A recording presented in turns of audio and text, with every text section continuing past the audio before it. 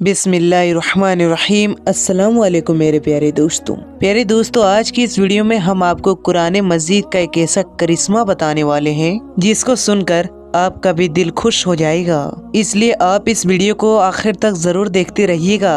और अगर आपको कुरान पाक से सच्ची मोहब्बत है, अगर आप कुरान पाक को अल्लाह की सच्ची किताब मानते हैं, तो कमेंट बॉक्स में सुभान अल्लाह लिखकर अपने दोस्तों तक जरूर शेयर कीजिएगा, ताकि ये कुरान का करिश्मा दूसरे लोगों तक भी पहुंच जाए। दोस्तों, ये वाकया पंजाब के एक छोटे से गांव का बताया जा रहा है। यहाँ पर एक हिंदू और मुस्लिम का घर पास पास में था। हिंदू के घर में एक 5 साल की बच्ची थी। वो पास में ही अपने सहेली के घर में जाया करती थी। जिस तरह आम घरों के बच्चे अपने आस पास खेलने के लिए जाया करते हैं, वैसे ही ये बच्चे भी अपने पास के घर में खेलने के लिए जाया करती थी। ये बच्ची जिस बच्चे के साथ खेलने जाया करती थी, वो मुसलमान थी और उसकी माँ अपने घर में बच्चों को कुरान पाक सिखाया करती थी। इसलिए जब भी उसकी वालिदा बच्चों को कुरान पाक सिखाने के लिए बुलाया करती, तो वो हिंदू लड़की उसके साथ में यानी पास में बैठ जाया करती थी।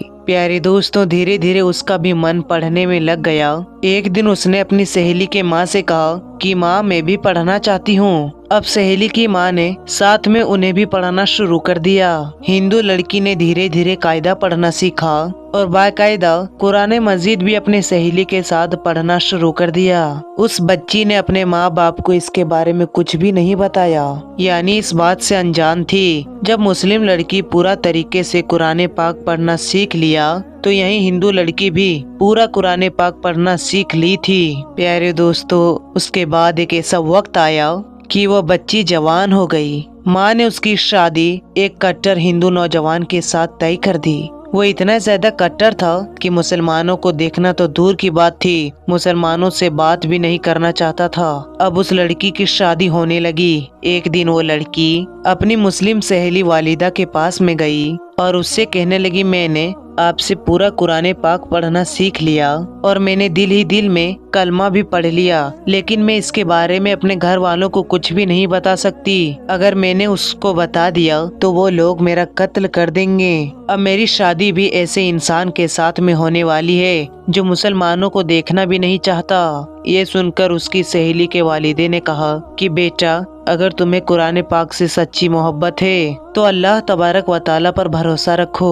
अल्लाह रब्बुल इज्जत तुम्हारे ईमान को जाया होने से जरूर बचा लेगा। उसके बाद सहेली की वालिदा ने उसके लिए शादी का एक तोहफा तैयार किया। उसे तोहफे के तौर पर ये कुरान पाक देने का इरादा किया। फिर उसके घर जाकर उस लड़की के माँ से कहा कि हमने उसकी पैकिंग बहुत ही खूबसूरत तरीके से की है कि हम चाहते हैं कि हमारा ये तोहफा लड़की के ससुराल में जाकर ही खुले, यानी कि तोहफे को यहाँ मत खोलना। लड़की के माँ ने उसकी बात को मान लिया और दोस्तों, उस लड़की की शादी हो गई। वो अपने ससुराल में पहुँच गई और उसके साथ वो कुरान पाक का तोहफा भी ससुराल पहुँच गया।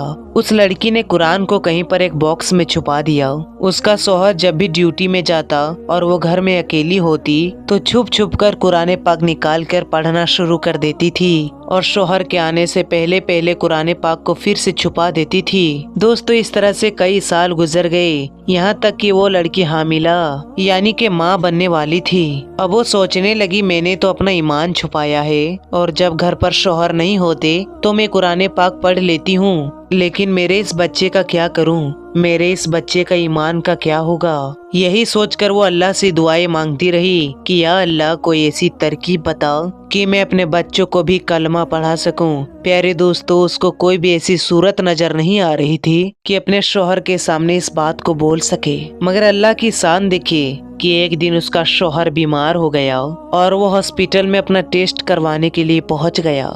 जब डॉक्टर ने उसकी जांच की तो डॉक्टर ने बताया, तो वो सुनकर उसको हैरान और परेशान हो गया, क्योंकि डॉक्टर ने उसको बताया कि उसको कैंसर हो गया है और उसकी बचने की उम्मीद खत्म हो गई है। अब वो हैरान और परेशान अपने घर आया और अपनी बीवी को देखकर रोने लगा और कहने लगा, तुम बहुत ही ज्यादा खूबसूरत हो, वफादार हो, मोहब्बत करने वाली हो, लेकिन अब तुम्हारा साथ सिर्फ कुछ ही दिनों का है, मेरी जिंदगी सिर्फ 1 महीने की है। और फिर उसने हॉस्पिटल का सारा वाकया अपनी बीवी को सुना दिया।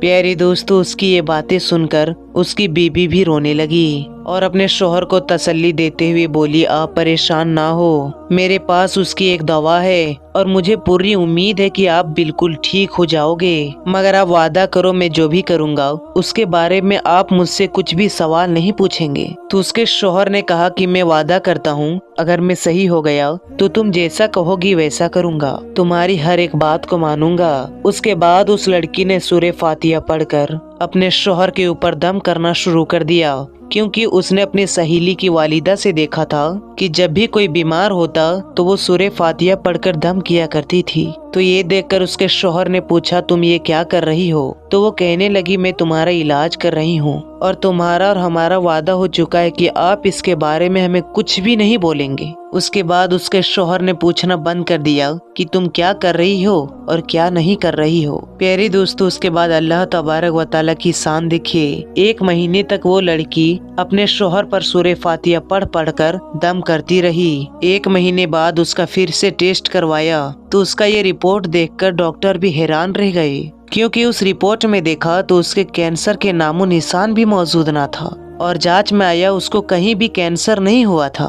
प्यारे दोस्तों, अल्लाह ने अपनी कुदरत से उस शख्स को पूरी तरह से सेहतमंद कर दिया और वो जब बिल्कुल सेहतमंद हो गया तो बहुत खुश हुआ और बीबी से पूछने लगा कि ये सब कैसे मुमकिन हुआ और बोलो अब तुम क्या चाहती हो, मैं तुम्हारी हर बात को पूरा करूंगा। बीबी ने उसके बाद बेझिझक अपनी तमाम बातें अपने शौहर से कह दी कि किस तरह से वो अपनी सहेली के घर में खेलने के लिए जाया करती थी और किस तरह से वो कुरान पाक पढ़ना सीखा था और किस तरह से उसको कुरान पाक तोहफे में मिला और किस तरह से वो घर में छुप छुप कर कुरान पाक पढ़ा करती थी।